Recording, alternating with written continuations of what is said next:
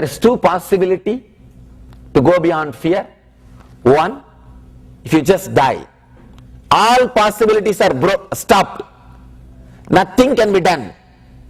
No more breathing, no more looking, no more possibility into anything. Then no fear, because there is nothing to be taken away from you. Second important thing, if everything becomes possible, again the fear will disappear from your inner space. Feeling all powerful or feeling nothing is possible.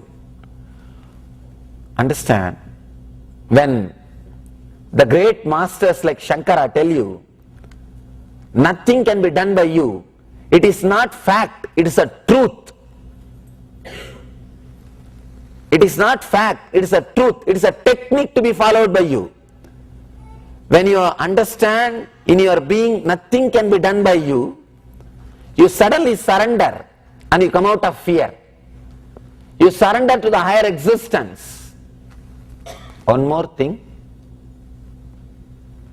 when you understand from your core, if you feel connected to that idea, nothing can be done by you, from your core, from your root,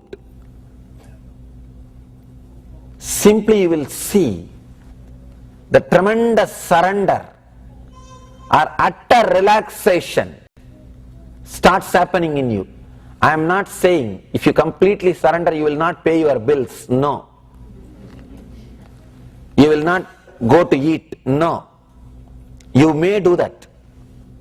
But in your inner space, nothing will be recorded. Whatever disturbs your inner space, whatever you think as free will, that idea will not exist. The idea of free will exists because you believe there is something can be done by you. When Shankara says nothing is possible by us, Trinamapi nachalati tena vina, in Sanskrit they say even a blade of grass can't move without His grace. Even a small blade of grass can't move without His grace. It is not fact, it's a truth. I can't say it's a fact, because you can say, I can move my hand, I can pluck grass, why should we need divine grace? I can move the grace. You can say, a lawnmower is enough. You don't need God to move the grass. When the great masters say, Trinamapi nachalati tena vina, it is not fact, it is truth. You need to contemplate on it. You need to use that word as a technique to realize a kind of a experience. Sometime the words which may not be directly fact can be used to lead you to a truth. Fact is what you can understand with your logic. Truth is which is beyond your logic but which exists. So they may sometimes use some words which is not fact but which can lead you to truth.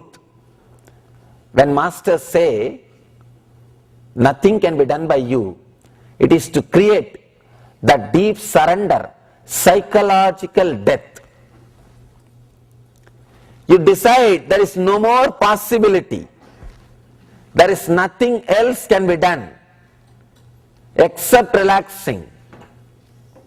Raman Maharshi calls as Atma Sharanagati. You can achieve, you can go beyond fear in this way also, by closing all possibilities, nothing more, over. Second, by opening all possibilities, Atma Jnana, whether by self-surrendering or self-realization. You can surrender yourself when you feel nothing can be done. You can experience yourself when you feel everything can be done. Nothing can be done, everything can be done. Both can liberate you from fear. Both are technique, method. Nothing can be done. If you are in tune with the idea, nothing can be done. You are Bhakti Yogi. You are Bhakti Yogi. You surrender. If you think everything can be done, you are Jnana Yogi. You explore and experience. If you work in this path or in that path, going beyond fear is possible. But you should be completely connected to some one ideology. Either you should be ready to work with the fact that everything is possible by me, expanding, or you should be ready to work with the fact nothing is possible by me. Now, in our case, we have little. Sometime early morning, if you are all fully spirited, energetic, your mind says everything is possible by me. Forget about everything. Forget about other things. Sometime, if you are facing your boss, cornered by your wife, you think nothing is possible by me. You are doing surrender in wrong place and expressing your will in wrong place. Either completely tune yourself to surrender or completely tune yourself to strong willpower. You may ask how to completely tune yourself to strong willpower. Anything which creates boundary, which binds you, which limits you, you are not that. Understand? How to express or break your boundaries, make yourself beyond. How to do that? Do not believe anything which binds you as part of you. For example, body. Body limits you to 6 feet. Mind. Mind limits you to whatever you can understand. If you think your mind is you, you will always feel you don't know many things. Because whatever you understood logically, only that has become part of you. But you are not just what you understand logically. Still there are so many things which can't be understood by your mind. Forget about understanding, you don't even know the names. But you are living with them. You are part of them. And they are all part of you. All those things are part of you. If you think you are body, you limit yourself. If you think you are mind, you limit yourself. Decide not to think, not to connect with anything which limits you. Do not think anything as your part which binds you. Either think very clearly and understand you can't do anything. Self-surrender. Or think and understand very clearly you can do everything. Atmajnana, self-realization. If this path or this path, both can lead you beyond fear. Here, Shiva is giving you a powerful technique to relax and go beyond fear. Your fear itself can be transformed or used to achieve the life. If you are filled with too many phobias and fears, you have potentiality to reach the highest experience of enlightenment. People come and ask me, Swamiji, I have too many fears. I tell them, possibility for enlightenment is more. Too many doors are available. Person who doesn't have many fears, for him, the availability of doors also less, number of doors also less. Because he lives a dull life. Person who lives a dull life will not have much fear. He has nothing much to lose, nothing much to decide. Not alive, but a living, alive being who is doing many things, who is handling many things, who is taking many decisions. Only he will be filled with fear. Only he experiences fear. If you are experiencing fear too much, too many doors are available. One more thing, only if you open, it can be called as door. If you don't know how to open, then it's again wall. If you are experiencing too many fears in your life, one advantage, if you know the right technique, all those things can become door and you can be liberated. If you don't have that key, if you are not a meditator, you are caught in a big prison. Having too many fears can be used as a technique or a method for jumping into the superconsciousness. Here Shiva is giving you the technique. If you are in a business which is too risky, like a share market, or if you are in a kind of a lifestyle where you are caught with too many risky things, New Yorkers,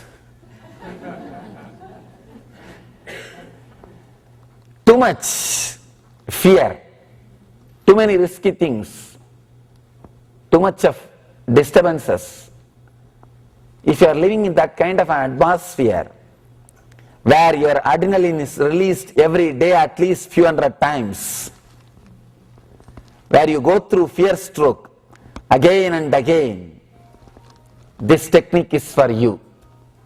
Shiva is giving you the technique because so many doors are available for you. You can take jump any moment into that fearless energy,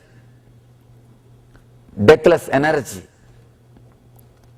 All you need to do, every time when fear happens, do not disrespect you. Do not lose confidence.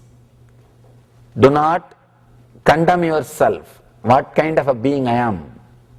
Actually, people who have got fear does not have so much problem.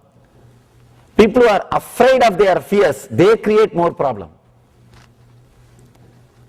When you brood over, when you brood too much about your fears, you start thinking you have problem. When you think you have psychological problem, you have psychological problem. That is why when I see so much of publicity for psychiatric medicines and psychological problems, I am afraid that the whole civilization will become sick. Any psychological disorder, you just create a name and symptoms and start diagnosing, you will find patients. Because you can create any symptom as a disorder or order. Anything can be called as normal or anything can be called as disorder. There is no scale. Whoever tries to fix a scale, they are working with normal human beings which are again abnormal. See, throughout Sigmund Freud's life, he worked with human beings who are abnormal. How can you say there is something called normalcy? No. Just because you are all sitting here, We can't say all of you are normal. Because there is so many kinds of thoughts going on, listening to the same words in your mind. You will be shocked. Same words of somebody can create such a different expressions and experiences in two different people's mind. Small story. In India there was a famous king lived, Harishchandra. He is very famous for his truthfulness. If any of you know the Harishchandra story, you can enjoy this story. He is a great king, lived for truthfulness, and even sold his family to stand on truth. He sold his wife to pay his debt, which he promised. Such truthful person. Once a Bhagavat Pandit, a Acharya, was teaching Harishchandra's story. After the story, he asked one person, what did you understand from the story? That guy said, I understood, even if I die, I should be truthful. Truthfulness is the lesson I learned from this story.